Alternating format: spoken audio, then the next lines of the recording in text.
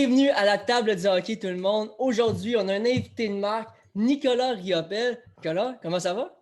Ça va super bien, toi? Ça va super bien, merci. D'abord, avant de commencer à poser nos questions, j'aimerais mettre en situation les jeunes. Nicolas est un joueur repêché dans la Ligue nationale, 5e ronde par les Flyers de Philadelphie. Aussi, agent de joueur chez la firme Propulsion. Nicolas, avant de passer du côté de ton côté agent, j'aimerais savoir comment ça passe un peu le début de carrière de Nicolas, que ce soit Pee-wee, Atome, les premiers moments, quels sont tes premiers souvenirs d'hockey? Je te dirais que j'ai commencé très jeune. J'ai commencé à patiner à l'âge de 4 ans, comme la majorité des jeunes Québécois. Donc, après ça, comme la plupart des jeunes aussi, j'ai voulu compter des buts. Donc, j'ai commencé à l'attaque. Et après ça, je voyais que j'aimais pas me faire compter des buts, mais j'aimais encore m'en compter moi aussi. Fait que j'ai été à défense. Puis l'élément déclencheur, c'est Nevessa à ma première année, mon gardien. J'arrivais dans une nouvelle ville, j'avais déménagé de Saint-Pie à Belœil. J'étais dans une nouvelle organisation, j'étais un très bon défenseur, mais mon gardien de but, à chaque fois qu'il se faisait compter un but, il commençait à pleurer. Puis ça venait me chercher à un point où, à la fin de la saison, j'ai dit l'année prochaine, je vais être dans le but, puis je vais faire l'équipe à ta place. Ce qui est arrivé. Puis après ça, ben, j'ai connu une bonne saison. Je suis allé à Tombe 2A pendant qu'on était dans le 2A. Après ça, une deuxième année à Tombe 2A. Puis oui, 2A. Finalement, les âges ont changé. Fait que j'ai pas eu l'opportunité de faire de tournoi Puis de Québec. J'ai été tout de suite Bantam 2A, Bantam 2A. Je te dirais que c'est à partir de ma deuxième année Bantam que je voyais que les choses commençaient à être sérieuses. Les agents commençaient à venir me parler avec ma famille. Là, je voyais qu'elle avait déjà 3. Pour moi, c'était comme un petit rêve de jouer pour les Gaulois de Saint-Hyacinthe. Je les voyais souvent jouer. Puis je me souviens toujours qu'il fallait payer pour aller voir jouer ces jeunes-là. Puis moi, je me disais à mon père tout le temps, Père, l'année prochaine, si je vais là, il va falloir que tu payes pour venir me voir jouer. C'est ça m'a toujours fasciné parce que je me dis, tu sais, quand tu joues dans la rue, en rollerblade ou tu joues à la patinoire, c'est tout le temps l'ambiance de dire, hey, tu sais, j'ai hâte d'être dans une grosse foule, j'ai hâte, tu sais. Puis pour moi, le 3, c'était une grosse foule, même si c'était 200-300 personnes. Puis, fait que là, le 3, je te dirais que pour moi, le repêchage junior majeur était encore loin. Mais je me suis réalisé après la saison que c'était assez proche parce que je faisais des entrevues à gauche à droite. Fait qu'après ça, ben, c'était un jeu de première ronde des Wildcats de Moncton. J'avais aucune idée c'était où Moncton. Ma mère n'avait aucune idée aussi. Mais un gardien que j'aimais beaucoup regarder, c'était Corey Crawford. Puis lui, Corey était à son année 19-20 ans. Moi, étant à Bantam, je travaillais souvent avec François Allaire. Donc, j'ai eu l'opportunité à un très jeune âge, à partir de 13, 14, 15 ans, d'être avec Roberto Luongo, J.S. Giguère, Manny Fernandez, Garon, Biron, Caron. Écoute, j'en ai fait. Puis Corey était là, puis j'aimais de la façon qu'il gardait les buts, son calme, il était grand, il était gros devant le filet, rien n'avait l'air de trop l'énerver. Puis j'ai pris un peu un modèle comme lui. Le monde me comparait un peu à son style midget. Le fait que j'ai été repêché aussi par les Wildcats. Puis cette année-là, je vous dirais que c'est l'année 2006, l'année de la Coupe Memorial à Moncton. Puis tout le monde se demandait qui allait repêcher Moncton pour la grosse année avec Ted Nolan comme entraîneur-chef. Puis j'ai été tellement surpris d'entendre mon nom parce qu'ils m'ont appelé pour une entrevue, ils m'ont posé 2 questions. Es-tu bon à l'école? Oui. Puis tu veux jouer dans la GMQ? Ouais. Bon, ben, bonne fête de soirée. Fait que ça s'est terminé là. Tandis qu'il y avait d'autres équipes que j'ai eu beaucoup d'entrevues. Je me souviens Gatineau avec Benoît Groux. 3 gros soupers avec Benoît, avec l'organisation. Puis moi, mon but était de revenir à 16 ans pour terminer mon secondaire 5. Puis pour Benoît Groux, qui avait besoin d'un gardien de but, 16 ans, pour justement venir en relève, c'était comme tout était planifié pour que je sorte 15e. Finalement, je suis sorti 14e à Moncton. Fait que, ben écoute, puis Moncton, ça a été là, je te dirais, là, que l'éclosion que j'ai eue en tant que gardien de but, ma grosse partie de carrière, on s'en souvient avec les Wildcats de Moncton. Puis avec les records que j'ai brisés à mon année 19 ans, moyenne, pourcentage d'arrêt, équipe d'étoiles, MVP, gardien de but de la Ligue.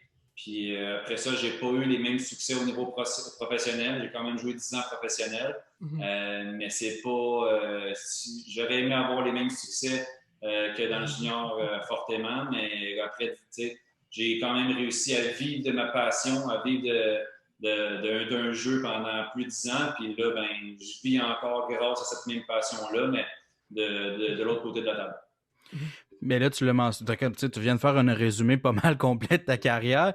Qu'est-ce qui est le plus difficile pour un gardien de but de faire le saut professionnel? Parce qu'on dirait qu'on arrive au repêchage, puis une équipe veut repêcher un gardien de but. C'est vraiment... on dirait que c'est aléatoire, c'est vraiment voyons, du gambling. J'oublie le mot en français. Mais on dirait que tu sais jamais quoi t'attendre. C'est quoi le plus difficile pour un gardien de but faire le saut professionnel? Je te dirais que moi, j'ai été repêché à ma 3e année d'éligibilité. À mon année de 17 ans, encore une fois, j'étais peut-être un peu naïf. Pour moi, le repêchage national, c'était loin. Jusqu'au jour où un journaliste des Wildcats de Moncton, à Noël, m'a dit « Hey Nick, qu'est-ce que ça te fait d'être sur la liste de centrale de recrutement de la Ligue nationale? Tu es classé 4e meilleur goaler au monde, environ 2e ronde. » Là, j'étais comme « Quoi? » Puis là, après ça, ben, j'avais dit à mes parents, écoute, j'ai fini ma 12e année, parce qu'au lieu de faire le cégep, j'ai fait ma 12e année. Je prends pas de cours, je me concentre sur mon repêchage national. Là, je me mettais énormément de pression. Finalement, j'arrive là, puis même la veille du repêchage, la Ligue nationale a appelé mon agent du passé, puis on m'a dit, il faut que tu viennes chercher un billet spécial, parce que s'il est repêché première ronde, on doit savoir où est-ce qu'il est assis. Donc, j'avais vraiment confiance que j'allais être repêché. Malheureusement, je voyais les rondes défiler, puis jusqu'au dernier choix de la 7e ronde, j'espérais tellement que ce soit moi. Finalement, ça ne l'a pas été. À 18 ans, j'ai fait équipe Canada, Team Canada-Russie avec Jonathan Bernier, que je retiens encore tellement un gros souvenir. Puis c'est lui qui m'avait donné un des plus beaux trucs parce que lui, il revenait de Los Angeles après avoir joué, je pense, 8 matchs, puis il revenait de Los Angeles à Lewiston dans ces deux matchs assez différents. Puis il m'avait, tu sais, j'avais dit comment tu joues avec la pression, comment tu joues. Il dit, Nick, une journée à la fois. Il dit, même, tu sais, dis-moi, il dit, je me couche le soir, puis je pense pas au lendemain, parce que même si je pensais, ça va absolument rien changer. Puis c'est ça qui ma mentalité a changé à partir de là. J'y allais une journée à la fois. Puis à 19 ans, dans le fond, j'ai été repêché, j'ai eu connu ma grosse année. La grosse différence, honnêtement, c'est la vitesse d'exécution.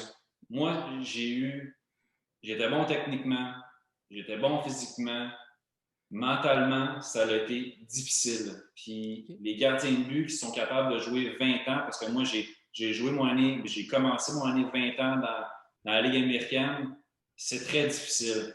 Tu arrives, tu pars d'être dans une pension où tu es bien, où j'étais énormément bien à Moncton, tu dois être habitué en colocation. Moi, j'étais heureusement avec David à Liberté et sa conjointe, qui est David qui a joué quelques matchs avec les Flyers. Fait que j'avais déjà un terrain connu un peu. Mais d'arriver, de commencer du jour au lendemain à te faire tes repas, à te faire ton lavage, à faire ton épicerie, c'est quelque chose qu'aujourd'hui, je peux dire qu'on prépare les jeunes beaucoup plus aujourd'hui qu'il y a dans mon temps 10-15 ans. Puis la plus grosse comparaison que je peux dire, maintenant, un plan de nutrition, bien, à 14-15 ans, pour eux autres, c'est quasiment de l'acquis avec les nutritionnistes. Puis que moi, mon premier camp national, je me souviens déjà de m'être assis avec un nutritionniste qui m'a dit « Bon, tu t'entraînes le matin, tu vas sur la glace après-midi. Au dîner, va au Subway, prends-toi un 12 pouces, maillot, let's go. Puis après ta glace, va au team, muffin, soupe. » Efficace. Oui, c'est une organisation nationale, là. Oui. Tu sais, c'est fait qu'on s'entend qu'on est à des années-lumière de ce qui se faisait il y a 10-15 ans. Fait que pour moi, c'était difficile. J'y allais avec mes connaissances. Je n'étais pas préparé à ça, j'y allais avec mes connaissances. Quand que je faisais une erreur ou que je laissais un mauvais but dans la LHGMQ, j'avais assez de prestance, j'avais assez de notoriété pour que personne ne me regarde de haut et qu'il me dise « Hey, réveille hein? ». Un peu comme Carey Price, il n'y a pas personne, même s'il laisse un sapin, qui va lui dire « Hey, réveille, t'en verras pas un ». Bon, mais arrivé à 20 ans, quand le gars de 28 ans, il t'accote dans la bande et il dit « Hey, la prochaine, t'es bien mieux de pas la laisser passer ». Bon, mais ça, quand tu as 20 ans et que l'autre a 28, j'étais un des plus jeunes joueurs de l'organisation. Il y avait Marc-André Bourdon qui était là avec moi, Kevin Marshall qui était là. Fait qu'une chance, mes chums, je les tenais proches. Mais contrairement à ce qu'on peut penser, encore là, je pense que ça a changé. Moi, j'arrive dans une organisation où ce que j'avais à Moncton, mon coach de gardien de but, qui est Franz Bergevin-Jean, qui est maintenant l'entraîneur de gardien de but depuis les 10 dernières années avec le Lightning de Tampa Bay, et qu'on avait un système, qu'on avait un plan, qu'on avait, tu sais, je me suis lié d'amitié. Je passe à une organisation des Flyers où que je croyais avant avait beaucoup besoin d'un gardien de but. Je me dis, je suis le sauveur. Après, Ben, tu vois, là, ça a pris Carter Hart finalement pour en avoir un sauveur. ben, il y a une histoire qui se revient en arrière de ça que je vais te raconter, qui est une très bonne anecdote. Puis, j'arrive là, pas de coach des gardiens au niveau de la Ligue américaine. Hein? Donc, j'étais laissé à moi-même pour faire mes propres pratiques avant. Mais les gars, là, tu leur dis une pratique de gardien de but, hey, il faut que tu me shottes dans le chest. Il faut que tu me shottes sur la patte gauche. Les gars, là, qui ont 25, 28, 30 ans, qui ont 2 enfants, eux autres, ils veulent shotter top cheese, ils veulent scorer. Fait que le petit kid de 20 ans qui a besoin de pratiquer ses retours de lancer, là, c'est comme, hey kid, tasse-toi, moi je veux pratiquer mes one-timers. Bon, ben, OK, qu'est-ce que tu veux, vas-y. Fait que j'étais un petit peu intimidé. J'étais habitué de garder les buts dans un rythme quand même beaucoup au niveau de la GMQ. Là, j'arrive comme numéro 2. J'ai gaulé peut-être 3 matchs à l'intérieur d'un mois et demi. J'ai pas gagné mes 3 premières games. La pression commençait à arriver. Puis, ben, écoute, c'est à Noël que les Flyers ont eu des blessures, sont allés chercher Michael Layton. Après ça, il y avait Brian Boucher en haut. Je pense que c'était l'année de Ray Emery qui était là aussi. Quand tout le monde est descendu, ben, les Flyers ont voulu gérer un jeu majeur au bout de la East Coast, ce que je les remercie encore, ce qui m'a donné l'opportunité de gagner la Coupe du Président puis la Coupe Memorial. Mais c'est ça. Moi, la plus grosse différence, c'est l'ajustement de vitesse. Parce que la technique reste la même. Moi, j'ai pas un profil de gardien de but actuel de 6 pieds 2, 6 pieds 3. J'étais un 6 pieds bien flush, en prenant une bonne respiration, puis avec les bras en dessous, tu sais. Fait que j'avais mes propres trucs pour que la Ligue nationale puisse me prendre des bonnes mesures. Mais c'est pour ça. Là, on m'a demandé de gauler plus agressif, en dehors de la peinture bleue qu'on appelle. J'étais pas ultra à l'aise avec ça. Je me devais de faire tout le temps des arrêts, tout le temps trop d'écart. J'étais un petit peu perdu dans mon filet. Fait, ça a fait que j'ai pas été capable de livrer la marchandise. Puis, pour se le dire, les 2 années que j'ai joué pour l'organisation des Flyers, la première, on a fini 28 sur 29, la deuxième, 29 sur 29. Fait, ça l'aide pas vraiment à la confiance, mettons. C'est sûr. Mais tu parles de ça n'a pas aidé la confiance. Mais après tes 2 premières saisons professionnelles, tu t'es exilé en Europe. J'aimerais ça savoir, est-ce que ça t'a aidé à regagner la confiance? Et c'est quoi la plus grosse différence pour un gardien qui gardait les buts en Amérique du Nord et maintenant qui garde les buts en Europe? Je te dirais que la grosse décision, parce qu'après mes 2 premières années professionnelles, j'ai eu une autre année où j'ai évolué à Greenville sur un contrat d'East Coast, mais j'avais participé au camp des Islanders l'été avant. J'avais été rappelé à Bridgeport, le club de la Ligue américaine, pendant un mois et demi. Puis j'avais été 11 games en arrière de Kevin Poulin, que lui a gaulé. Puis ça aussi, c'est difficile. Parce que tu recules de là 2 ans. J'ai été nommé MVP, puis Kevin Poulin était quand même dans la ligue, là, dans la LHGMQ. Donc, finalement, après 2 ans, de devenir son second. Puis, tu sais, Kevin, c'est tellement un bon gars. Il est tellement low maintenance qu'on appelle. Il n'y a rien qui m'aidait beaucoup avec l'équipe. Puis, tu sais, il espérait quasiment que moi aussi, j'en gaule une. Fait, après ça faisait, je te dirais, là, 2 ans et demi que j'étais Ligue américaine, East Coast. Ligue américaine, East Coast. J'avais aussi rencontré l'année d'avant ma copine qui est devenue ma femme depuis bientôt 10 ans. Puis le lockout est arrivé. Donc, le lockout, Ligue nationale dit plusieurs gardiens de but vont descendre au niveau de la Ligue américaine. La Ligue américaine Fait que là, je le voyais, l'ascenseur descendre. Et je ne pouvais pas me permettre encore d'aller soit dans une ligue encore plus basse ou d'essayer de faire tout le temps mes valises là, dans East Coast, à gauche, à droite, et essayer de tenter de me trouver. Fait que j'ai décidé d'aller en Europe. L'équipe m'offrait pratiquement 2 fois et demi le salaire que j'avais fait l'année d'avant. J'avais une maison, j'avais les billets d'avion payés pour moi, ma femme et sa petite qui avait 6 ans à l'époque. Puis quand je leur ai dit, moi je ne connaissais rien de l'Europe, j'ai dit au coach, moi j'ai besoin d'être numéro 1. Il dit, inquiète pas, tu vas tout dégoler. Là, je pars à rire. Non, c'est vrai. Qu'est-ce que tu veux dire? Combien de games est dans la saison? 30? Non, 56. Mais là, tu veux dire que. Il dit, ça, les premiers goalers étrangers, ils goalent. Puis les autres, les Brits qu'on appelle, c'est juste là, si jamais tu te blesses. Puis tu vois, on a joué 57, j'en ai goalé 56. La dernière, c'est que j'ai laissé à mon backup parce qu'on était hors des séries, puis je voulais faire plaisir. Un peu comme si je ne me trompe pas, ton client, l'année passée à Dundee, le gardien, Alex Leclerc, qui avait gardé tous les matchs de la saison. Alex, tout le monde pense que c'est mon client, puis je pense que c'était le 5e qui dit qu'il est mon client, mais c'est pas mon client. OK, donc l'équipe se sont trompés eux-mêmes, parce que c'est l'information que je viens d'aller chercher, c'est l'équipe eux-mêmes qui ont donné cette information-là. Oui, bien, donc, on représente Anthony Beauregard, on a représenté dans le passé Président Poulain, Gabriel Lévesque dans le passé, fait que. Puis, ben oui, tout le monde fait la référence, Québécois, gardien de but égale Nick Liepel, mais c'est. Puis, mais oui, Alex a vécu exactement ce que moi j'ai vécu à mon année là-bas, puis je pense qu'il a très bien fait aussi cette saison. Avant de passer du côté agence, je sais que la dernière saison professionnelle que tu as gaulée, tu étais justement avec le Thunder de Wichita, le logo qui est juste derrière moi. Tu jouais avec l'un de nos invités de la saison 1, Kevin Dufault. D'ailleurs, j'aimerais ça juste savoir. Comment il est, Kevin Dufault, comme teammate? As-tu une anecdote ou quelque chose à nous dire sur lui? Il est intense, drôle. Il se met beaucoup de pression sur lui. Il attend beaucoup de ses performances personnelles. Puis malheureusement, en anglais, on dit il overthink. Des fois, il pense trop à ce qu'il ne contrôle pas. Mais écoute, moi, je l'aime beaucoup. On l'appelle le Doof. J'ai ri avec ce gars-là.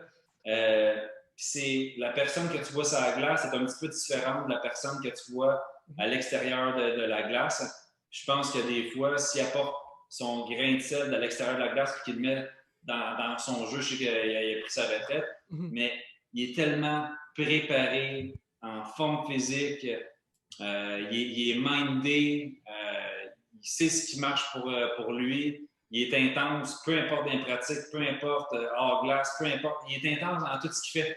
C'est pour ça que je sais que même s'il est à retraite, il va connaître une très, très belle carrière après sa retraite, mais j'ai beaucoup aimé jouer avec lui. J'ai pas été avec lui beaucoup, mais tu sais, je crois que c'est avec ceux que je m'entendais le mieux à Wichita. On peut parler de tout et de rien. Lui aussi, il y avait une copine qui était à l'extérieur, qui avait fait à l'école. Il y avait tout le temps des questionnements sur le sujet de l'Europe, quand y aller, quand pas y aller. C'est un gars qui aime beaucoup apprendre. Donc, il voulait en savoir beaucoup, mais j'ai pas d'anecdote tant que ça parce qu'on n'a pas eu longtemps. Puis, je suis pas un gars de bar. Fait que malheureusement, si c'est passé dans un bar, je pourrais pas te dire. Et tu dis à quel point, juste avant, là, c'est un flash, je me l'ai dit, il est intense dans tout. Écoute, je vais à patinoire avec, présent des derniers jours. Il est intense à patinoire dehors aussi. Donc, j'ose pas imaginer dans les pratiques puis dans la chambre comment il était l'intensité qu'il devait apporter. Ouais. C'est un très bon gars. J'ai vraiment adoré jouer avec. Puis ici, on s'en va du côté de ton agence Propulsion. C'est une agence qui est relativement jeune. Je pense que vous avez commencé ça le 17 juillet 2019. C'est quoi les plus gros défis dans les débuts d'une agence? Je te dirais que ça a commencé, oui, on a commencé en 2019, mais on a sorti le nom Propulsion, on s'est incorporé un peu après ma retraite parce que malgré que j'ai commencé, moi, un peu l'année du lockout, un de mes amis qui m'a mis en relation avec une autre personne qui s'appelle Étienne Lafleur, qui est maintenant mon associé, qui est avocat, puis que lui avait aussi des intérêts de devenir agent de joueur depuis qu'il est tout jeune, puis il me dit souvent Puis ça, j'aime le dire parce qu'il trouve tout le temps ça drôle. Il dit, moi, Nick, là, depuis que je suis jeune, je voulais devenir agent. Puis souvent, il y a deux façons de le devenir. Soit que tu es un ancien joueur de hockey, ou soit que tu es avocat. Il dit, moi, comme que je patine très mal, j'ai choisi l'autre venue. Fait que c'est pour ça que j'ai décidé de là. Puis, dans le fond, on s'est liés d'amitié. Moi, il y avait une règle que j'ai dit, parce que moi, j'avais été représenté par 2 grosses agences l'année que je jouais, un agent quand j'ai fait un peu l'Europe à mes débuts. Puis après ça, je dis, regarde, Étienne, j'ai toujours été passionné par le développement du joueur, que ce soit plus jeune, amateur, professionnel, tout ce qui touche pas, qui touche au hockey, mais à l'extérieur de la patinoire, j'ai vraiment une passion pour ça. Autant gardien de but, je pense que tu es un joueur de hockey, je les qualifie des athlètes, que tu sois un gardien de but, un défenseur, un attaquant. Je suis passionné par, oui, le hockey, mais ce que les athlètes ont besoin pour performer à leur plein potentiel. Donc, moi, j'ai dit, il y a une chose, je veux, la journée que je vais faire ça, je veux les représenter de la même façon que moi, j'aurais aimé ça être représenté. Fait que ça a été une de mes premières règles, puis on n'en déroge pas encore aujourd'hui. Puis c'est pour ça qu'on a commencé, je te dirais, la première année après le lockout, on s'est rencontrés. J'ai commencé à le présenter à quelques recruteurs de la LHMQ que je connaissais bien parce que j'étais quand même sorti de la Ligue depuis 2-3 ans. Ensuite de ça, on a commencé à convoiter un peu les arènes, puis à regarder un peu le terrain. Ça serait quoi notre compétition, puis dans quelle niche on pourrait aller. Puis moi, entre ça, j'ai passé 3 ans en Europe. Puis je dis souvent, j'ai toujours aimé me faire des contacts. Après, tout le monde, des fois, me trouvait bizarre, mais mettons, je jouais au Danemark, on allait dans un match, on va dire, à Copenhague. Après la rencontre, je me disais bien le plus rapidement possible. Je traversais la patinoire, je cognais au bureau, puis j'allais me présenter au directeur général puis au coach. Pour éventuellement peut-être avoir une connexion avec eux. Puis maintenant, je travaille avec certains d'entre eux, soit qui ont changé d'organisation, qui ont changé de titre, mais j'ai une relation quelconque. Donc, j'ai fait ça en France, j'ai fait ça au Danemark, j'ai fait ça en Angleterre. Puis à la suite de ça, c'est ce qui m'a aidé au début. Beaucoup quand j'ai décidé de revenir après mes 3 années en Europe pour justement me redonner une dernière chance au niveau Ligue américaine, Ligue nationale, c'est là où il y a plusieurs de mes coéquipiers, mes chums ou mes anciens teammates me disaient « Hey, puis Nick, c'était comment l'Europe? Puis Nick, comment c'était l'Europe? » Tu sais, je disais hey, « Expérience de vie incroyable, la famille, tu couches dans ton lit à chaque soir, tu joues beaucoup de moins de matchs, beaucoup moins demandant sur ton corps. Comparativement à une paye de la East Coast, tu fais peut-être 2-3 fois parfois le salaire que tu fais.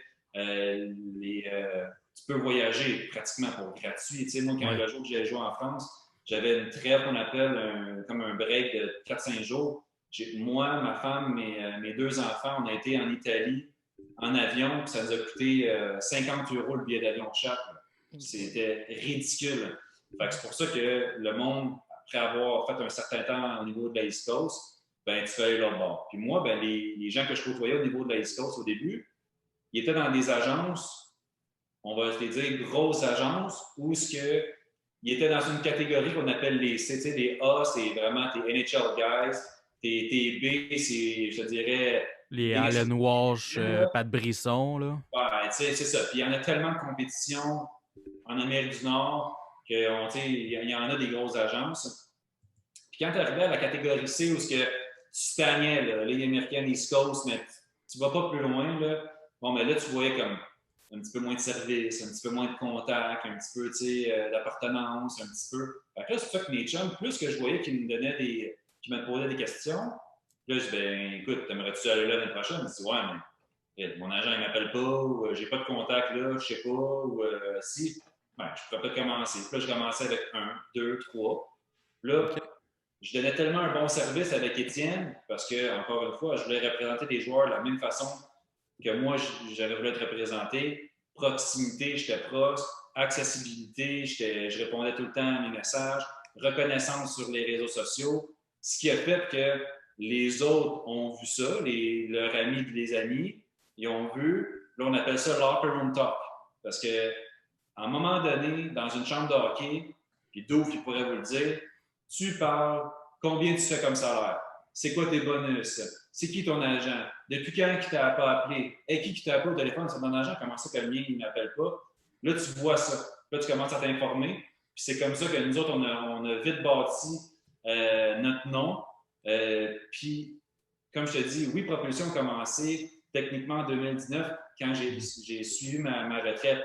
Mais ça a tellement grossi vite au niveau de en Europe que là, je commençais à en avoir là, de la East Coast qui me dit Nick, moi, il n'y a plus personne qui va fighter pour moi autant que toi, tu peux fighter pour moi, mettons, au niveau de la Ligue américaine. Puis moi, ben, comme j'avais été repêché en national, j'avais fait des camps nationales, j'avais fait le Canadien, New York, Philly, puis une coupe, je connaissais déjà un peu les GM, les scouts.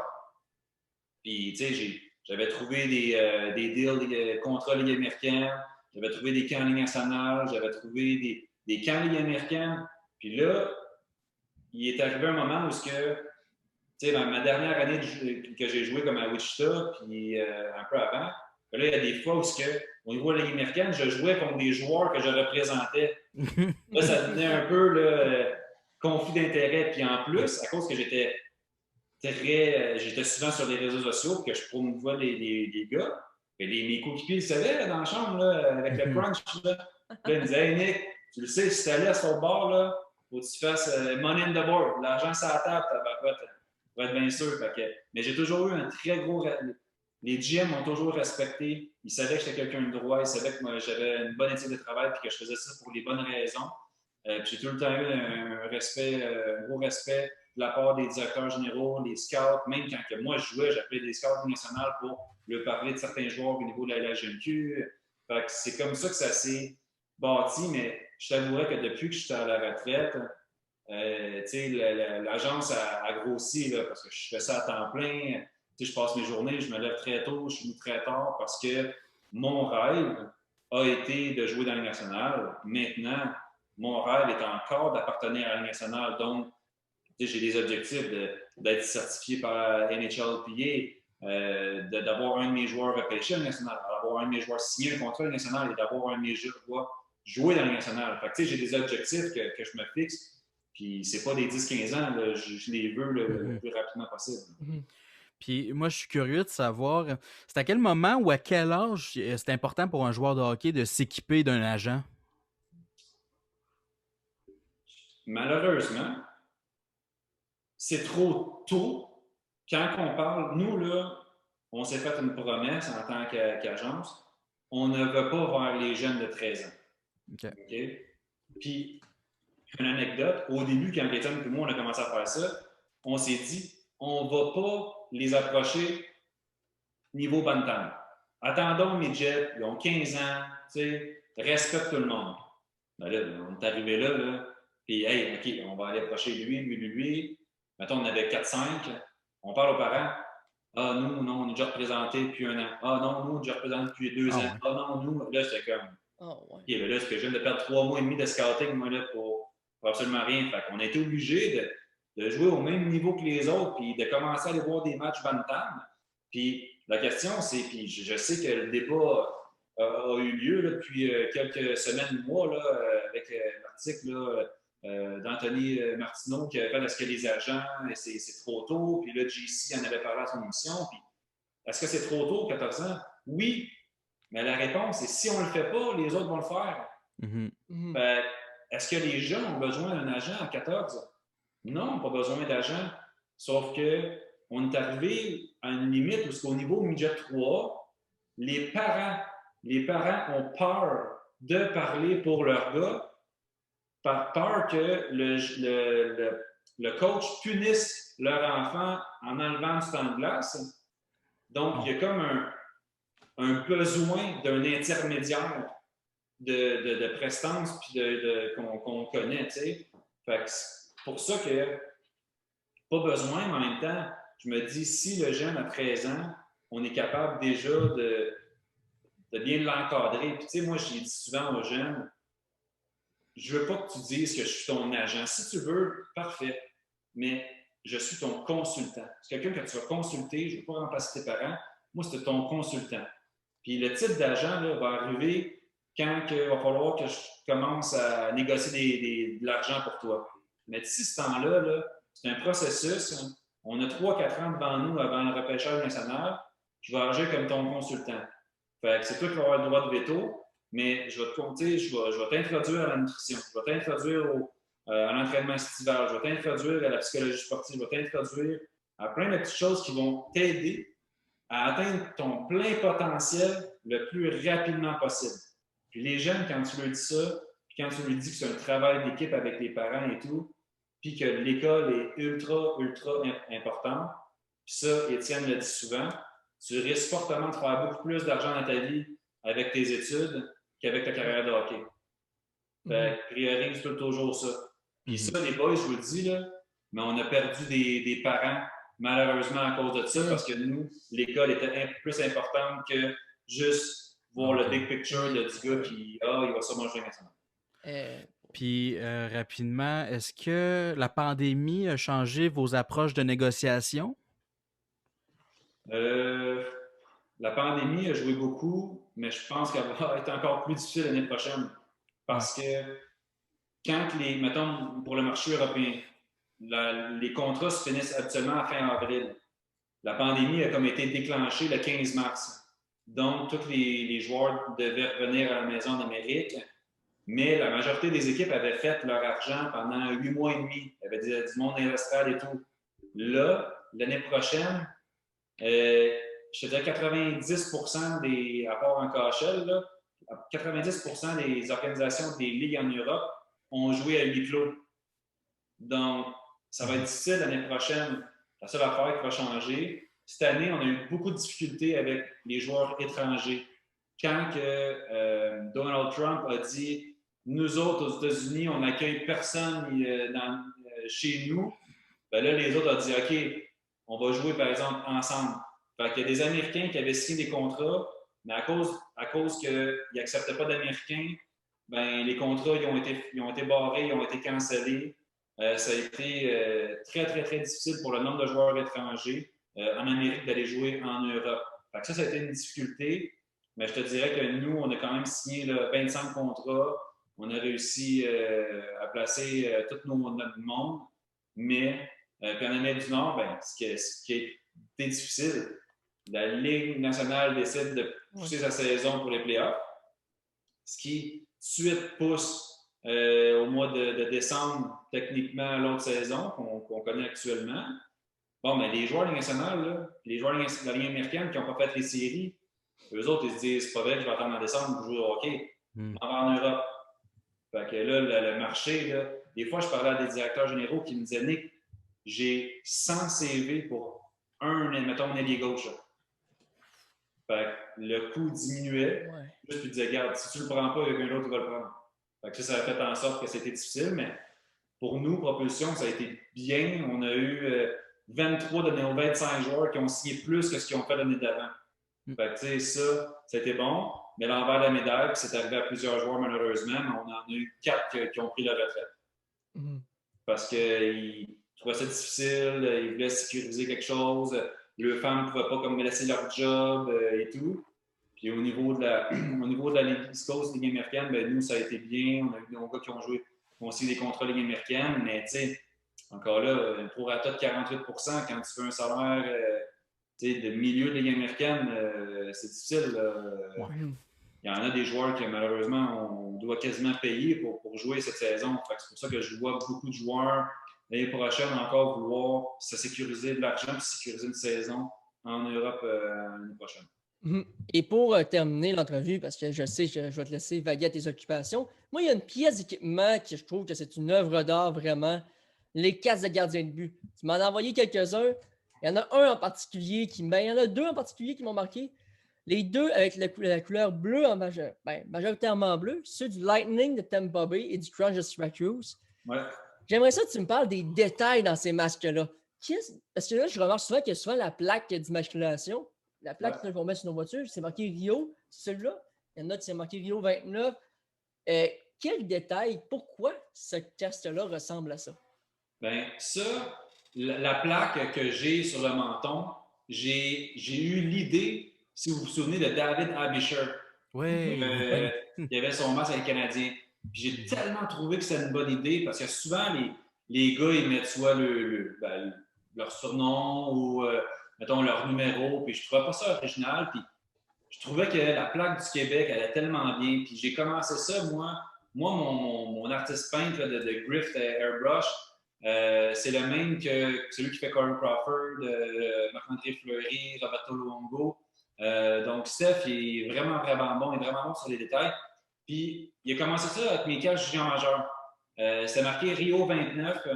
Puis, je trouvais ça vraiment cool, plaque, je me souviens. Le monde, ils ont flashé là-dessus. Ça a été quelque chose qui m'a tout le temps gardé. La seule raison dans cette masque-là, c'est que Rio, c'est que j'avais pas le même numéro au niveau de la ligne américaine qu'à la East Coast. C'est pour ça que je voulais juste mettre Rio, c'est tout. Moi, dans mes cartes, j'ai toujours adoré avoir le logo principal dans le milieu. J'ai toujours adoré ça. J'ai trouvé que c'est beau. Puis si vous regardez en haut là, du casque, c'est marqué Crunch dans l'image de gauche. Dans l'image de gauche. Haute gauche. Ouais, Crunch. Puis en haut, c'est marqué dans le fond Crunch Time. Fait que quand que je me mettais en bas comme ça marquait It's Crunch Time. Fait que ça, j'ai vraiment aimé ça. J'ai toujours voulu aussi, c'est une fierté pour moi d'avoir signé dans un club école à nationale, donc de mettre les logos du Lightning là, avec les éclairs, le nom Bolts, puis des deux côtés. Puis cette année-là, je voulais que ça soit plus pâle. J'aimais que mes cartes étaient un petit peu plus blanc pâle. Puis c'est comme ça que l'idée m'est venue. Puis j'aimerais passer au prochain masque que je fais. C'est pas bien long, il faut juste que je puisse partager l'écran sur le masque que je veux montrer. Juste ici. Celui avec le gros logo des Oilers, justement, que tu parlais, tu aimais voir le gros logo. J'aimerais ça savoir les détails, comme tu parlais, le Rio 29 en bas, les logos. Comment vient l'inspiration vraiment? Parce que tantôt, tu parlais vraiment de ce que ça ressemblait, puis tout ça, mais comment vient l'inspiration lorsque tu changes d'équipe? Est-ce qu'il y a des choses qui vont changer ou ça garde possiblement les mêmes détails? Bien, je te dirais que moi, ce que j'aime beaucoup, c'est que il y en a des gardiens de but qui aiment que le masque ait beaucoup de petits détails. Moi, j'ai toujours voulu que le gars qui est en arrière de mon net ou qui est en arrière dans le coin puisse voir c'est quoi dans mon masque. Même si, mettons, tu me vois à TV avec mes parents, peu importe, j'ai toujours voulu que le monde voit puis pas que tu prennes le masque comme ça pour voir c'est quoi les détails, même si parfois c'est beau. Moi, c'était pas mon style. Fait qu'il y a quelque chose qui revenait tout le temps, c'est la plaque. Encore là, c'est ma dernière année que j'ai joué, fait que la plaque était là. La raison pour laquelle j'ai fait le logo des Oilers en haut, puis les deux logos comme un peu de Bakersfield qui était leur club d'école, c'est que c'était la 20e édition, le 20e anniversaire des Condors de Bakersfield. Fait que je voulais comme voir ça. J'aimais le logo, puis je trouvais juste que le logo des Oilers en haut se faisait super bien. Puis on ne peut pas voir l'image en arrière des masques parce qu'en arrière, moi, je mettais, on appelle ça mes gants, mes straps, à l'intérieur du masque pour justement que je puisse voir, que je puisse mettre plus d'images en arrière. Ça, je l'ai tout le temps gardé personnel. Mais celui des Oilers, je le trouvais particulièrement beau parce qu'au lieu de marquer Oilers, j'ai marqué Riopel. Dans le logo des Oilers, j'ai tout le temps les initiales de ma famille, que ce soit mes parents, ma femme, mes enfants. J'avais tout le temps ça là. Fait que c'est pour ça. Puis dans le fond du masque des Oilers, j'avais mis comme deux un peu garnottes là, qui arrivent de bien transparentes. Mais c'est là qui m'est venue l'idée. Je voulais que ce soit comme simple, mais beau en même temps. Écoute, Nicolas, je voulais juste revenir sur une histoire de mon passé. Je te connais depuis un peu plus longtemps que tu le penses. Toi, tu me connais absolument pas. Moi, je te connais un petit peu plus. Ça remonte à NHL 2011, le jeu vidéo. Okay. Moi, j'étais propriétaire des Remparts de Québec. Puis tu m'as gâché mon rêve de devenir champion de la Coupe Mémoriale. Je te jure, ton gardien de but était tout simplement magistral. Est-ce que tu as eu des négociations avec EA Sports pour le rendre un petit peu meilleur? Honnêtement, non. Puis je suis tellement pas un gars de jeux vidéo. Puis je me souviens plus qui m'a dit ça. Je pense que c'était comme un de mes gars de pension qui me dit Hey Nick, tu joues aux jeux vidéo avec toi. Là, je comprenais pas ce qu'il disait. Je suis au jeu vidéo. Donc là, je dis Ben non, je joue pas. Non, mais il dit J'étais dans le jeu. Je suis quoi? Fait que finalement, il m'envoie ça. Puis même mon père s'est rendu qu'il jouait à des jeux vidéo pour me voir dans le net. Mais non, j'ai tout le temps. C'est comme.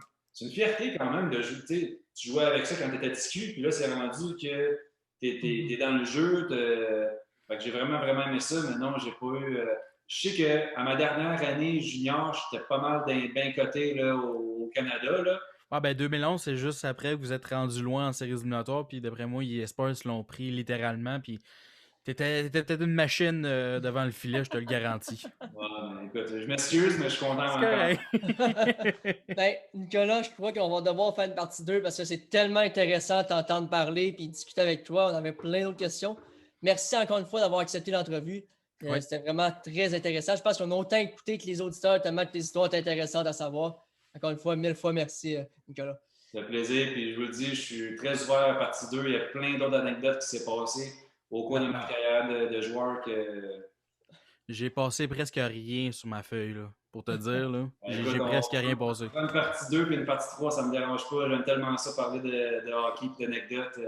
Je sais qu'il y a beaucoup de partisans ou du monde de votre show qui s'interrogent à savoir les derrière des coulisses qui sont encore là. C'est drôle que vous me disiez ça parce que j'écoute souvent 91 sports. Puis là, c'était le débat. On fait pas Goldie Price pour qu'il se repose. Puis qu'est-ce qui se passe dans sa vie. Puis, fait que, écoute, si j'avais eu un micro, là, j'en aurais dit des affaires, mais je suis content au moins de partager mon vécu et mes expériences avec vous autres. Ben, c'est vrai que les agents de joueurs, tu connais absolument presque rien, vraiment. Là. Je veux dire, ils sont vraiment dans l'ombre. À part quelques-uns, tu connais leur nom, comme j'ai mentionné, Alan Walsh puis Pat Brisson.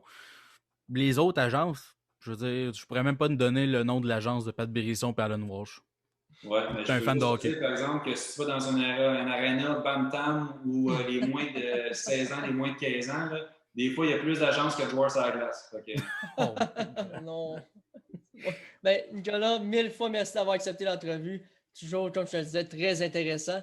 Et j'ai bien hâte à la partie 2 parce que c'était vraiment intéressant. Puis si tu veux venir discuter dans nos lignes ouvertes comme on fait chaque semaine, t'es le bienvenu pour venir discuter comme Price. Il étudie pour se reposer. T'es le bienvenu, tu nous envoies un message puis on te fait rentrer en nom. C'est bon. Merci les boys. Merci beaucoup. Au revoir. Joe, encore une fois, je le dis à chaque semaine. Tu me dis, je le dis à chaque semaine. Oui, je sais. C'est ta phrase fétiche. On a tellement des bons invités à la table du hockey. Ça, puis genre, on a un invité de marque. Ça aussi, là. Ben oui, ça, j'aime ça le dire. C'est chaud, ça rajoute un petit quelque chose. Là, juste avant de continuer, parce que là, il faut parler un peu de Claude Julien qui s'est fait mettre à la porte du Canadien de Montréal, parce qu'on a parlé... On est en retard. Oui, on est en retard, on a parlé un peu des après-matchs, tout ça.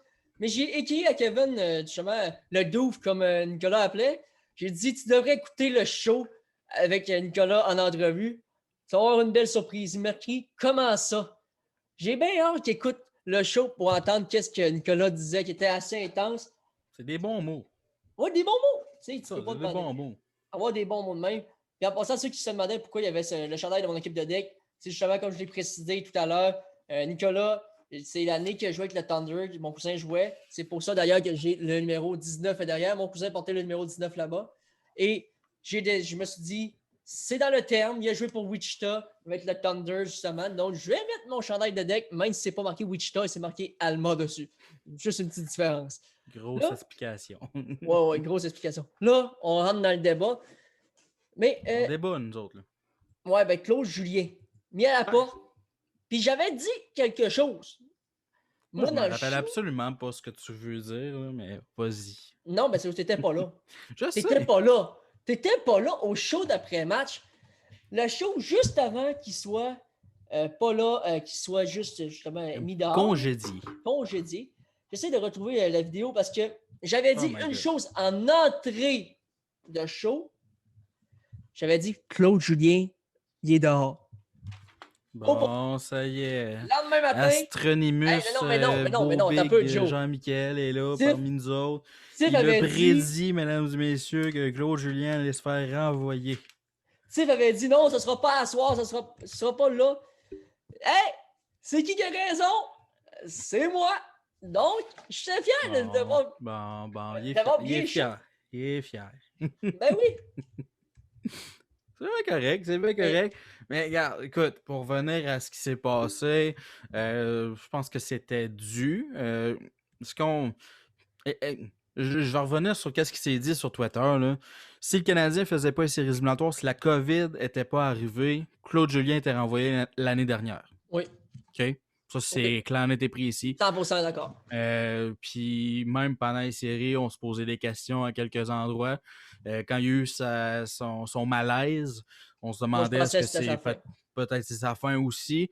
Fait que la pandémie a eu du positif dans la carrière de Claude Julien, puis il a pu continuer son parcours avec le Canadien en début de saison.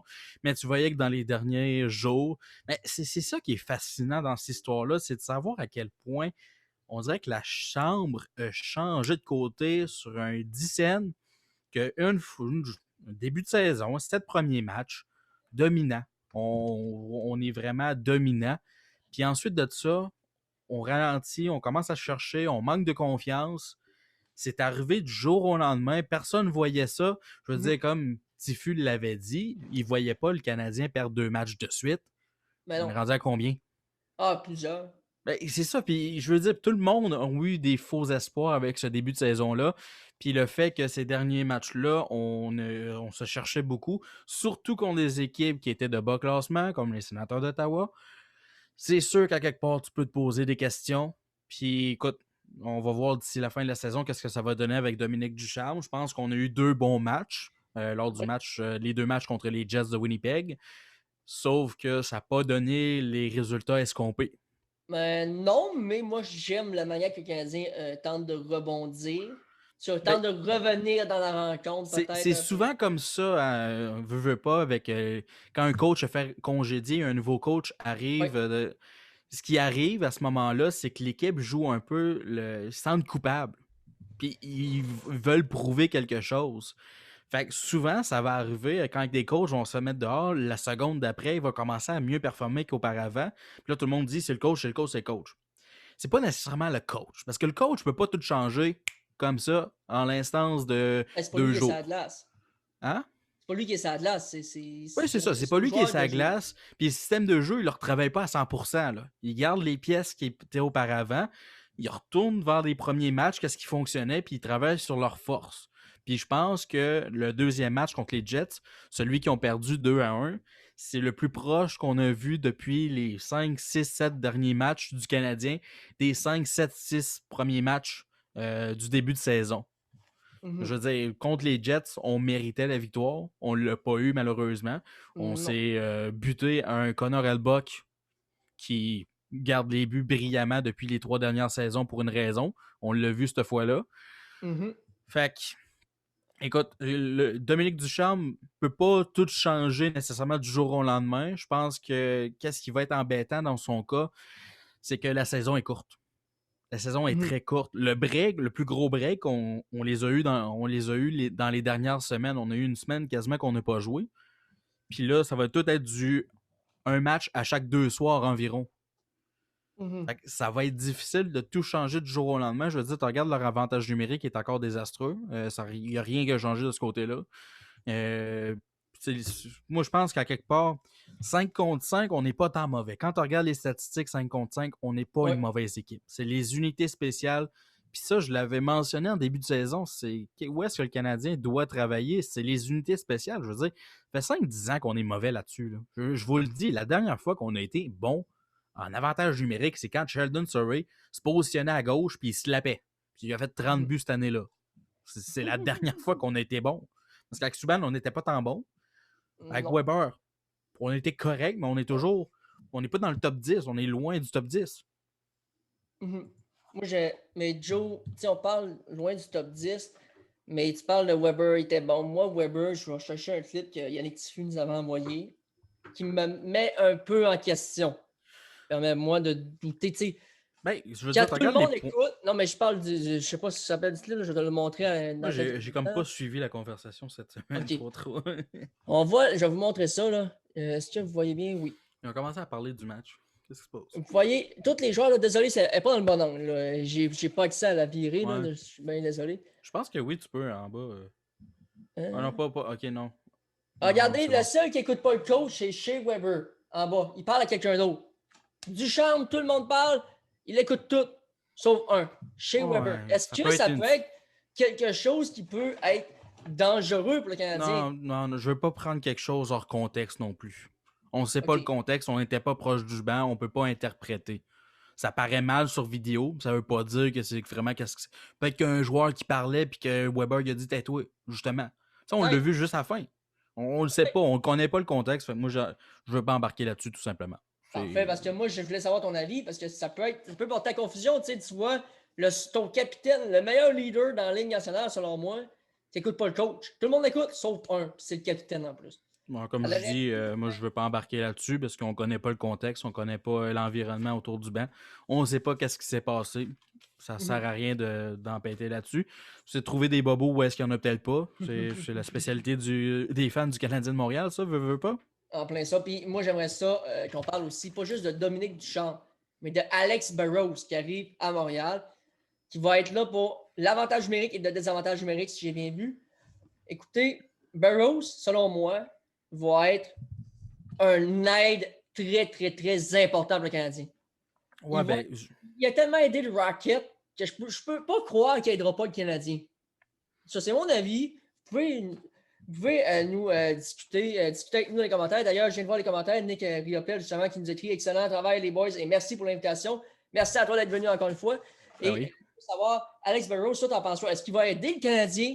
Est-ce qu'il va être juste la même, ça va rester la même chose qu'avec Kurt Mahler? Ou Ben, je veux ça va dire, être un aide vraiment? je veux dire, tu regardes présentement le travail en avantage du numérique du Canadien, ça reste identique, c'est du 1-3-1. Il y a un joueur en bas, 3 joueurs qui vont se positionner comme au cercle environ, Oui, un au milieu, un un genre de sur chaque parapluie. cercle. Puis t'en as un plus un corps arrière, c'est Jeff Petrie, là, on ne le cachera pas, c'est le seul corps arrière qu'on a pas mal. Mais tu sais, c'est ça, encore une fois, quand il y a un remplacement de coach, au début, tu vas avoir une bonne réaction des joueurs parce que les joueurs jouent un peu du hockey de coupable.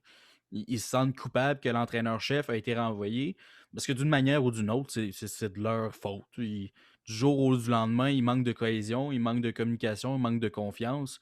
C'est pas juste le coach, là, on s'entend là-dessus, là, dans n'importe quel cas à travers la ligue. À moins que le coach commence à botter des joueurs, là, comme c'est déjà arrivé. Là. Mais sinon, c'est du 50-50. Il y a les joueurs puis les entraîneurs, puis éventuellement, il faut que tu changes l'entraîneur. C'est le move le plus facile à faire. On se le cachera pas. Puis, écoute, Bergevin, présentement, je pense que c'est sa dernière munition. Parce que sinon, c'est sa job. Ben, C'est quelque chose que je vous ai dit, les boys, à quel point on va être patient avec le Canadien de Montréal, avec Bergevin. Moi, j'aime ce qu'il a fait. Il a fait un travail remarquable de où est-ce qu'on a commencé avec il n'y lui avait rien dans le club quand il est à arrivé. aujourd'hui. C'est complètement remarquable ce qu'il a fait. Sauf que habituellement, renvoyer ton coach, c'est comme ta dernière munition. C'est soit ça marche pas, t'es le prochain habituellement. C'est ça pareil. Mais je Puis, pense pas que c'est sa dernière munition. Puis je pense pas que ça va être la dernière chose qui va arriver à Montréal parce que il a tellement bâti un bon club sur papier. Puis ça a de là, s'ils l'ont prouvé, c'est un bon club. Je peux pas ouais, ben croire que c'est les c'est. dernières munitions du Canadien. Là. Mettre dehors Bergevin, lui qui a tellement aidé le Canadien les dernières années. Tu sais, le hockey, c'est une business, c'est un cercle un peu. Hein. Le cercle va continuer à tourner, même si t'es pas là. C'est ça pareil. Ouais. C'est déjà arrivé dans le passé. Regarde, c'est ça. Si le coach, ça fonctionne pas, si le changement de coach ne fonctionne pas, t'es le prochain à partir, à moins d'une transaction majeure, à moins de plein d'affaires. Sauf que, écoute, moi, je pense juste que c'est sa dernière munition. Je veux dire, il a fait les acquisitions durant l'été. Il a bâti une équipe qui est, sur papier, l'une des meilleures qu'on a connues depuis très longtemps. Depuis les Gomez, Giunta, Kamel Harry, tout ce kit-là, quand il est arrivé au début. Mais le résultat qu'on veut à Montréal, c'est la Coupe Stanley. Yannick l'a dit souvent, ça fait 27 ans qu'on l'a pas. Oui. Ben, 27 ans, ça fait un méchant bout là, sur 27 ans. Je même pas né.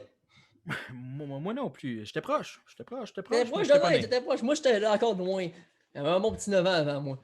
Et là, Joe, on revient sur l'actualité. Oui, tu allais dire quoi? J'avais une question. J'avais un petit. Vas-y. Faut que je retrouve la page Twitter. Il y a des négociations. Puis cette personne-là qui a ce compte Twitter-là est toujours au-dessus de ses affaires. C'est très rare que ses prédictions sont pas bonnes ou dans le champ tout court. Il y en a De deux qui qui tu ont parles? sorti dernièrement. Il y en a une qui est sortie du côté de Nashville. Nashville, on le sait, il va falloir commencer à regarder pour le futur éventuellement. Il y aurait des rumeurs de transactions qui enverraient Ecom à quelque part d'autre et Philippe Forsberg. Oh, Philippe Forsberg, moi, c'est. C'est un Sincèrement, joueur un peu plus je two-way, l'aime. ça. C'est ça, mais je l'aime, Philippe Forsberg. Pas juste pour ce qu'il peut amener sa glace. Il a l'air à être aimé dans la chambre. Je sais pas, je suis pas dans la chambre, je peux pas parler pour les autres. Mais il a l'air Ouais, c'est tellement d'un vague, gars. ça, là, par exemple. Il a l'air d'un gars de chumé, tu sais, juste. Il a l'air de chumé, puis moi, quelqu'un qui a l'air de chumé, je l'aime. Mais sincèrement, Mais sur ça la glace en fonctionne plus. plus, ouais, ça fonctionne plus là-bas. Mais Nashville, il n'y a rien qui fonctionne présentement. Rien qui marche. Et c'est pas dur, ça marche pas. Ouais, je veux dire, Pekka Rinne est tombé en bas de sa chaise, puis c'était normal, il est rendu à 38 ans. Là. C'est ça, il est rendu vieux. M'amener Pekka, il était bien bon parce qu'il faisait un peu n'importe quoi dans le but, puis il l'arrêtait. Puis c'est ça, là, présentement, c'est sorti dans les médias. Il y a pas mal les Flyers qui seraient dans les conversations parce que les Flyers sont à la recherche d'un défenseur gaucher. Ils ont perdu Niskanen durant l'été, été en parenthèse, saison morte, à retraite. Ouais. Donc, à cause justement du coup de patin, je me rappelle plus c'était qui à Montréal qui avait fait ça. Je pense que c'était Lekonen. Ouais, ben c'est ça. C'est une blessure qui le traînait. Puis Ecom, là, moi, honnêtement, là, si tu regardes à travers la Ligue nationale, je pense que c'est l'un des meilleurs contrats, top 10 des meilleurs contrats de la Ligue nationale. Hey, c'est 3,7 millions, si je me rappelle bien, pendant encore 2 ans pour un défenseur qui joue sur un top 2. Oui, monsieur. Qu'est-ce que les Flyers vont donner? C'est qu'est-ce qu'on va voir dans les prochains jours, mais c'est dans les rumeurs de transactions. Et un peu plus gros, ensuite de ça, Buffalo, ça va vraiment pas bien. Il n'y a rien qui marche à Buffalo. Skinner, il est benché. Il gagne 9 millions, il est benché. 9 millions des estrades. Hey, on chiale sur un Paul Byron qui vient des estrades à 3,4. Skinner, 9 millions des estrades. Mon homme va manger le dog. Je veux dire, tu veux littéralement pas être un fan des Sabres de Buffalo depuis les 15 dernières années. C'est ridicule, cette organisation-là, de la façon qu'on gère. À part une année qu'ils sont rendus en finale de conférence contre les Sénateurs. Là. Mais, donc, ça fonctionne plus. Puis Jack Eichel serait sur le marché. Oh!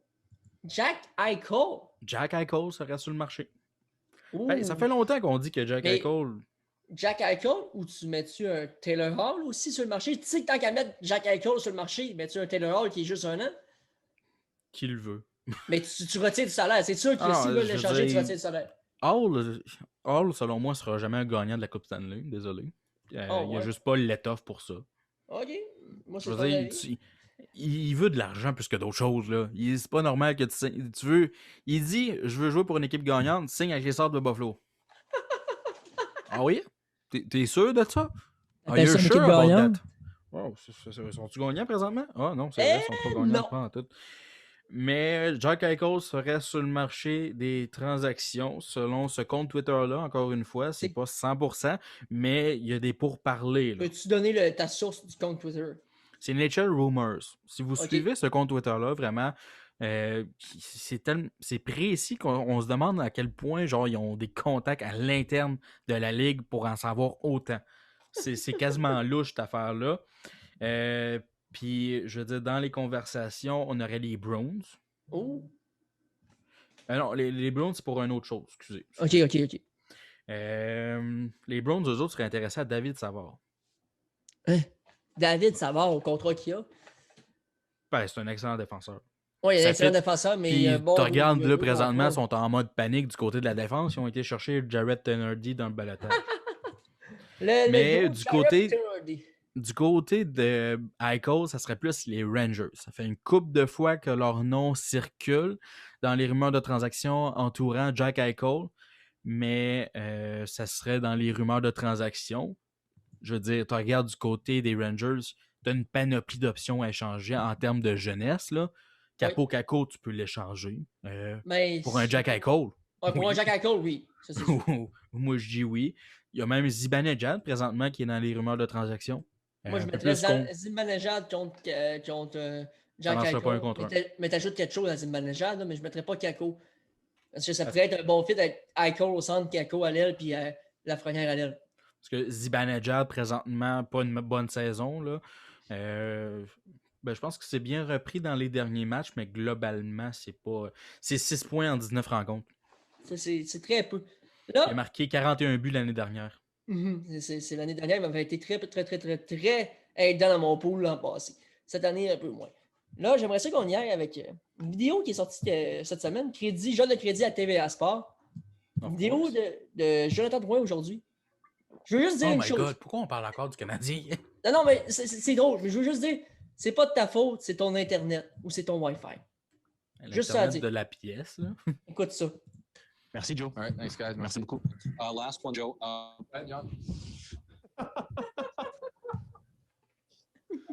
On t'écoute, Joe. No, that's all right. No, don't worry about it. It's not Yeah, important. go ahead. No, it's okay. I'm Yeah, good. I'm nowhere to good. be. No, my sound's so bad. Your sound's fine. Yeah, it's okay. I fine can now. ask tomorrow. It's fine now. Your sound, if you want. OK. Good? Merci, Joe. Based on what you've seen in the club in the 2 games since done. Okay, so No, go. Go. Based on those 2 games, what do we got?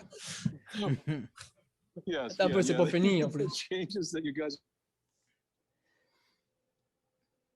All right. Gros Internet. John, C'est sorry pas, for il that, parle de but, où? Will be again. We don't hear you well, John. Merci, Joe. All right, thanks. On vous revient avec le coach. Bonne question. All right, thanks, 10 guys. sur 10. Je la reposerai encore.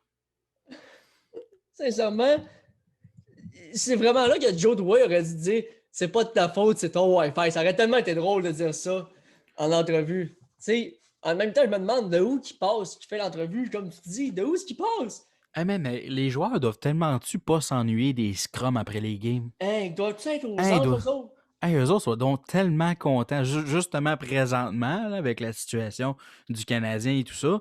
Ils doivent-tu être contents qu'il n'y a pas des journalistes dans la chambre? Il n'y a personne Hein. dans les parkings. Ils sortent direct de l'aréna, ça va direct chez eux. Parce que le couvre-feu, ils finissent après le couvre-feu. Il n'y a même pas de trafic sur l'autoroute. Ça, j'ai hâte de voir si pas l'agence, là, j'ai agence dans la tête, mais l'association des joueurs vont peut-être interdire, suite à ce qu'on a vécu la COVID, les journalistes dans les vestiaires dans le futur. Je penserais pas. Je penserais pas. Je pense que les joueurs trippent bien gros, là. Ouais, mais Ils c'est sûr adorent qu'ils ça. C'est sûr qu'ils trippent, là. Ben, C'est pas ça Montréal. pourrait être une bonne astuce de négociation. Je veux dire, ça a fonctionné. Pourquoi pas continuer comme ça? Ouais, c'est sûr que. Je veux dire, les journalistes ont en leurs étant- questions pareil. Là. Ils ont Oui. leurs réponses. Mais en étant futur journaliste sportif, en tout cas, j'espère, au fond de moi, de pouvoir aller au moins une fois dans le vestiaire du Canadien, poser Ah, des c'est questions aux pour joueurs. toi, ça. Là. Mais- C'est pour toi. Oui, mais écoute, au nombre de gars qui font des entrevues dans les vestiaires, qui ont des réponses, c'est pas on air, genre, qui sont pas en entrevue, puis les joueurs leur parlent. Ça doit être quelque chose qui doit leur manquer, parce que les gars, tu sais, ils ont Ouais. quand même un attachement. Tu sais, je peux penser à un Québécois qui est dans telle ville, dans la Ligue nationale, qui rencontre un journaliste de la ligne du Québec. Il va pouvoir y jaser un peu. Ça va être le fun de reparler à des Québécois, non? Il me semble. une fois de Ben, temps en temps. est-ce que sincèrement, là, en tant que fan, tu vois une différence présentement que les journalistes soient dans la chambre ou pas? Le mot du son du gars qui parle, là, Hein? une fois sur 5, le son est pourri.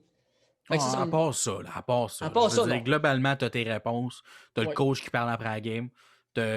Puis les joueurs, je veux dire, quelque part, ils peuvent se changer en paix puis pas avoir à penser à la défaite 30 secondes après que la game soit finie. Là. C'est vrai. Moi, sérieusement, l'association des joueurs pourrait négocier ça dans la prochaine convention collective. Ça m'étonnerait c'est sûr, même pas. C'est sûr. Moi, je te l'accorde là-dessus. Ça ne m'étonnerait pas pantoute qu'ils fassent de quoi pour être passé sous la loupe. Avoir disons la ça de même. paix. Ouais. Tu sais, puis c'est surtout dans des marchés comme ici, là, je veux dire, en Arizona, ils s'en sacent bien raide. Là. Ils n'ont Ouais. pas une de journaliste Ils dans. n'ont- ils Ben, il n'ont en a un- un, mais il Il y a un qui est sa couvre brosse, tout. puis il comprend pas trop le hockey, puis il est comme. Puis finalement, ton 3 points, était-tu bon à soir? Oui, moi, j'ai fait un grand chem en plus de ça. Mais écoute, surtout dans des marchés comme Montréal, je pense qu'à quelque part, on doit leur laisser une petite liberté quelque part, surtout après les matchs, là, surtout quand Ouais. c'est des questions comme comment tu te sens après la défaite? Comment tu penses qu'il se sent? Il trouve pas ça le fun. Voyons, c'est pas. Tu sais, souvent, il y a des questions de même, t'es comme d'après toi. Tu fais juste Ben, répondre d'après toi. C'est comme un peu les questions que les journalistes posent à M. Legault en point de presse. C'est une fois sur deux, c'est la même question qui a été posée avant. Ouais. Sauf avec un angle différent, tu sais. Mais tu peux pas me contredire en étant un gars qui veut être journaliste sportif. T'aimerais ça un jour aller dans le vestiaire du Canadien et poser une question à un joueur.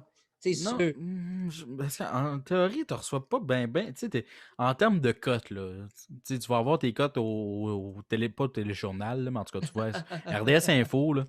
Mais tu sais, ils veulent tous dire la même affaire, là. C'est toutes les mêmes réponses globalement qu'il va falloir qu'ils se restructurent, peu importe, whatever, c'est plate, une défaite, on n'est pas content de nous autres, puis on va mieux performer la prochaine fois, yeah! Ben, sont comme mis. Il faut qu'ils répondent ça, sinon ils vont se faire ramasser.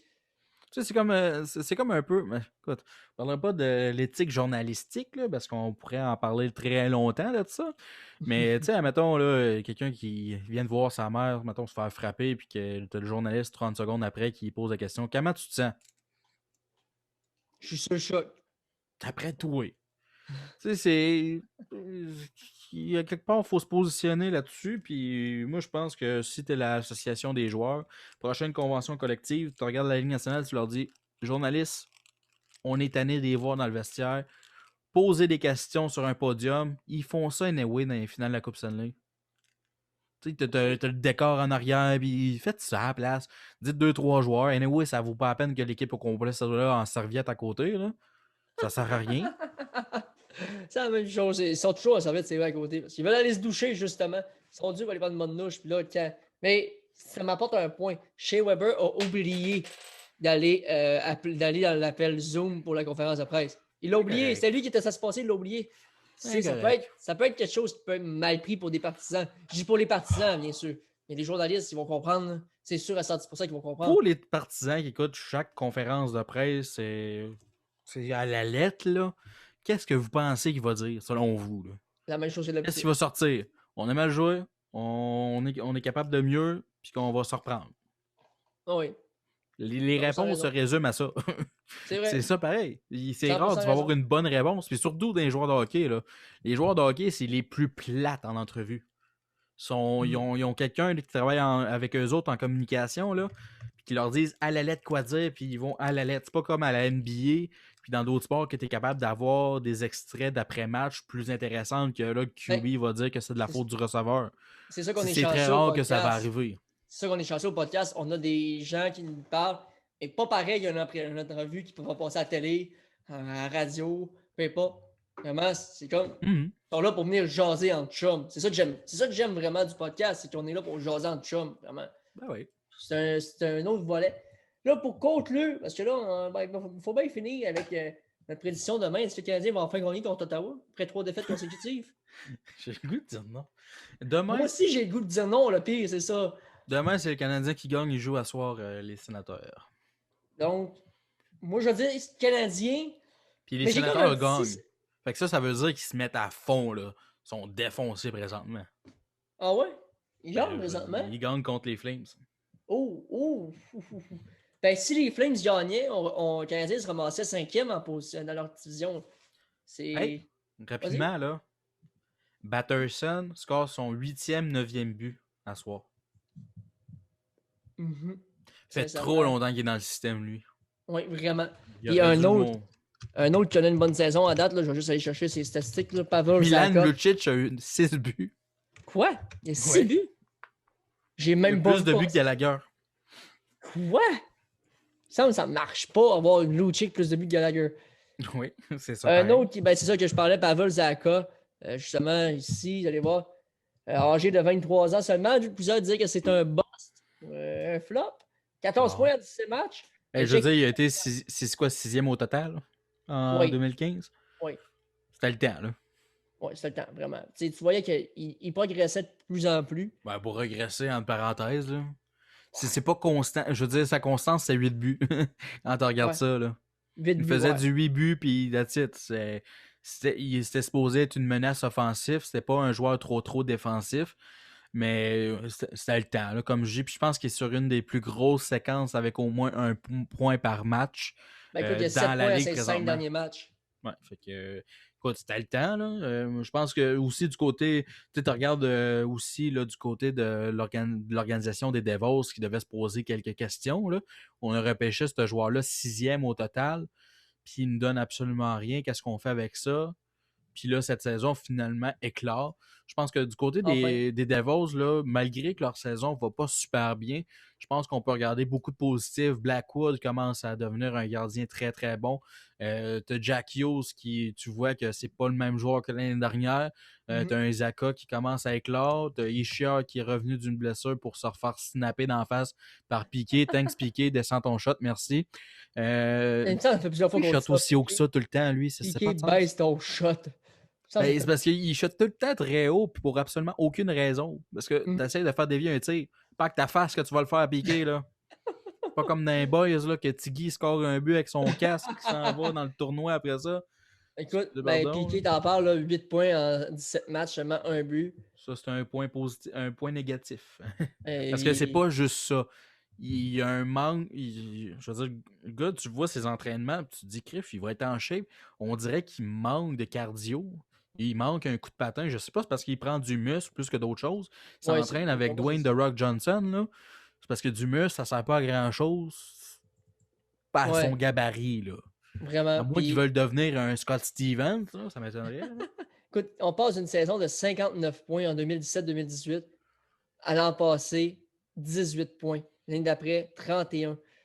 Il est tellement descendu, Piqué, les dernières années, puis il était un excellent joueur à Montréal. 60 points, 51 points ces 2 dernières saisons à Montréal, 53 points en 2013-2014.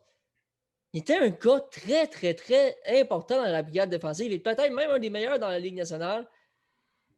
Ah ben, tu voyais, je veux dire, avec le Canadien, tu voyais qu'il y avait des lacunes défensives, ça paraissait, sauf que les performances offensives comme il le faisait, c'est quelque chose qu'il a perdu, puis ça, je pense que c'est... Je suis sûr que le gars se dit qu'il est encore passionné, je suis sûr et certain, mais jusqu'à quel point aller dans un marché comme Nashville, puis après ça, tu vois qu'il commence à aller beaucoup plus sur les réseaux sociaux. Tu vois que sa passion. Il est rendu avec sa chaîne YouTube. Tu sais, c'est pas juste le hockey, sa passion, il y a d'autres choses par la suite qui commencent à entrer. À Montréal, tu le voyais, c'était un joueur de hockey. Aujourd'hui, c'est une personnalité. Ben, moi, j'aime ça dire que c'est le Eugénie Bouchard du hockey. Oui, c'est à quelque part vrai. Ça reste que c'est un très bon ambassadeur pour le hockey. Là. Oui, vraiment. C'est pas ça que je veux dire. C'est un très bon ambassadeur pour le hockey, que ce soit pour les jeunes noirs et tout ça. Puis c'est un peu dommage que sur la patinoire, c'est pas représentatif de tout le travail qu'il fait justement pour représenter tout ce qui l'entoure, tout ce qui le passionne. Mais pour le hockey en général, c'est un bon ambassadeur parce qu'il y a combien de personnalités dans le hockey? Piqué Subban et qui? Brad Marchand à la limite, peut-être? Ah, même pas. Il y a une personnalité, je veux dire. Il est sur Twitter. Il est sur Twitter puis il se fait aller à la gueule. C'est une personnalité. T'as Piqué, Brad Marchand à la limite. Pour la Ligue nationale, c'est une personnalité. Brad Marchand. Ouais, pour la Ligue nationale, mais pour les autres sports, non. Parce que Crosby, pas faire des pubs, c'est pas le plus grand parleur. Quand est-ce que tu as vu faire une grosse entrevue avec Sid the Kid pendant 1 heure de temps, ça sert avec, puis juste voir en arrière du joueur de hockey. Tavares, tellement plate. McDavid va être plate, là, je tiens à vous le dire, il va être plate. À chaque fois que vous allez le voir dans le match des étoiles, ça va être plate, ses réponses. C'est ça que je trouve drôle. Au match des étoiles, on essaie justement pourquoi piquer Subban est là, parce que c'est pour rajouter un peu de personnalité. Oui, vraiment. Parce que sinon, tu regardes les autres, là, je veux dire, à part Brent Burns est une bonne personnalité. Je pense Brent Burns, c'est comme le barbu de la Ligue nationale, vraiment. Ouais, c'est Chewbacca, là, littéralement. Chewbacca, ouais. Puis, vous voyez dans les commentaires avant, là, Antoine Gariepi qui nous demande pourquoi on est seulement 2 aujourd'hui. C'est parce que Marc-André ne pouvait pas être disponible. Là-dessus, tu as raison, on est beau aussi. Mais Marc-André n'est pas disponible. Félix Benz a eu un contretemps à la dernière minute des travaux d'école, malheureusement. Et les autres, ne sont pas disponibles aujourd'hui. Donc, c'est simple de même. Mais j'aime ça parler avec toi, juste toi, Jean-Michel. Ben, honnêtement, hein, Marc-André, des fois, il me tombe ses nerfs. On va clipper ça, il a envoyé. C'est bon, parfait. On va y envoyer ça. Après ça, dans les commentaires, encore une fois, Stéphane Fortin il nous dit une suggestion. Un lundi, pas en particulier, un lundi de même. avec Nick Riopel et JF, le dépisteur de Val-d'Or, mais il me semble que ça ferait un vraiment bon show. Moi, je pense que 100% raison. Hey, avoir 2 invités en même temps, ça serait malade. Pourquoi on n'a pas pensé à ça? Je pense que... On engage-tu Steph, ton père? Papa? Tu viens d'avoir la meilleure idée du podcast des dernières semaines. On va inviter 2 invités en même temps maintenant. Wow! Je dis pas quand. idée. Je dis pas quand. Meilleure idée, wow, minute, là. Une très bonne idée. Hey, avoir des anecdotes de gars qui se connaissent, mettons, dans la même équipe. Tu sais C'est que... farce. Non, mais imagine avoir des anecdotes de gars qui se connaissent dans la même équipe. Ah oui, c'est pour ça que je t'ai proposé l'idée. Ben, repropositionner l'idée. En théorie. C'est une très bonne idée, sincèrement. Ça risque d'arriver dans les prochaines semaines. Puis, encore une fois, l'actualité de hockey, ben, il n'y a pas grand-chose qui se passe. Il n'y a pas beaucoup de games là, dernièrement. Il n'y a pas beaucoup d'échanges, normalement, avec la COVID. Niveau blessure. Ben, ça commence à parler, puis c'est qu'est-ce qu'on mentionnait aussi, c'est que attendez-vous que la date limite des transactions va être encore plus plate que les dernières années, parce que le monde, il faut qu'il transige 14 jours avant. Fait je sais pas c'est quand est-ce la date limite des transactions, bien honnêtement. Sincèrement, moi non plus, mais ça fait une semaine que la date limite officielle, tu sais, dans les dernières années, elle était passée. Ouais. Ben, parce que je voyais mes memories là, sur Facebook, Snapchat, Instagram. C'est moi qui étais dans mon QG en parenthèse, qui avait 3 télés qui regardaient tous les postes possibles pour avoir les transactions, les comptes Twitter, tout ça qui était ouvert partout pour avoir le plus de transactions possible. Ben, si je m'abuse, là, la semaine prochaine, ça va être la première semaine de confinement au Québec à cause de la COVID? Ben, c'est passé. Mon 1 an sans travail est passé. Ton 1... T'as peur, c'était en mars? C'est passé cette semaine, l'arrêt du hockey en tout cas. Ouais, l'affaire dans NBA et tout, là, que ça avait fait. Je regardais ça live, là, moi. Ça fait c'était hier soir, mais hier dans la journée, ça faisait 1 an officiellement que j'avais arrêté mon travail de descripteur de game, de descripteur de match de hockey. Donc, ça Oui, je veux juste faire une petite parenthèse rapidement, là. Oui. Jonathan Bouchard, pourquoi il me dit pas bonjour à moi? Parce que, OK, je vais te raconter l'histoire. Jonathan et moi, c'est 2 adversaires.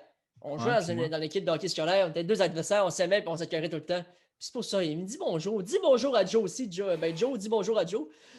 Je me suis pas rendu compte de même en parlant. Mais ouais, pour revenir à la pandémie, là, je veux dire, ça c'est quelque chose qu'on doit se rappeler le restant de nos jours, où est-ce qu'on était quand c'est arrivé. Le fameux, je veux dire, en Amérique du Nord, étonnamment, c'est arrivé à cause du sport.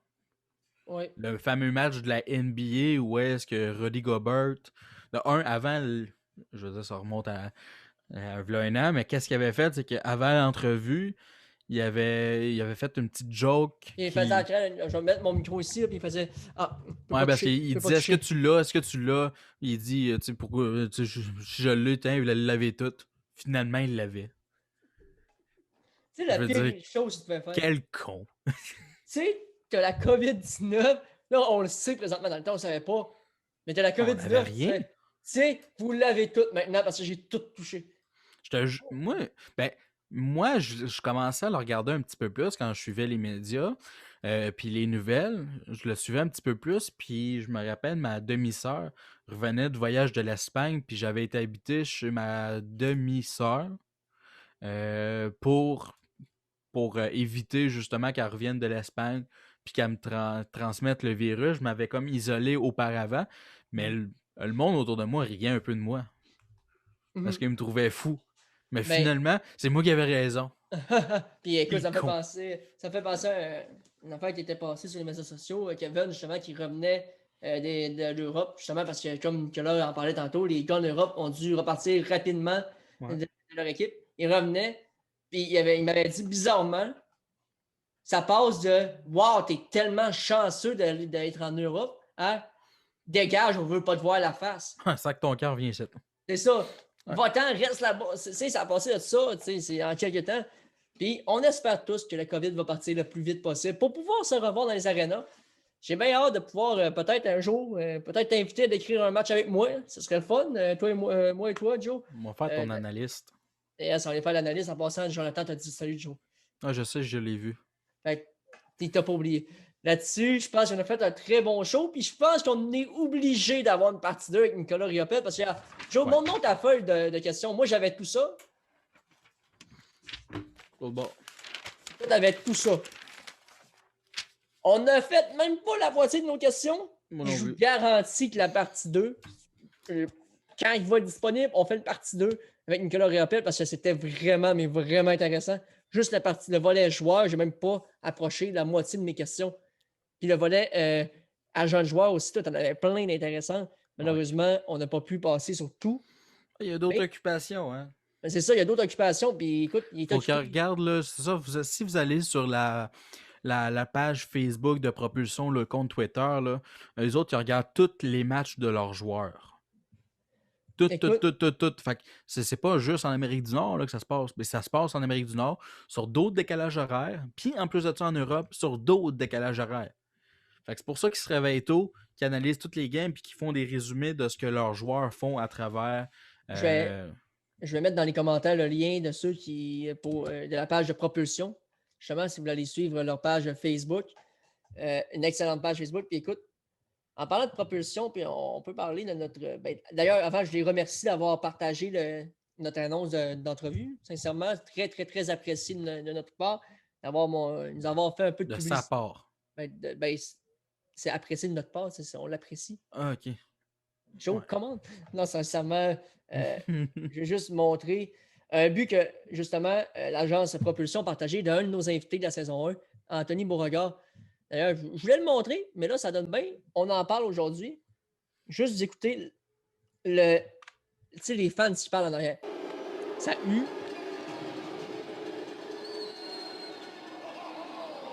Oh! Hey, quel but d'Anthony Beauregard!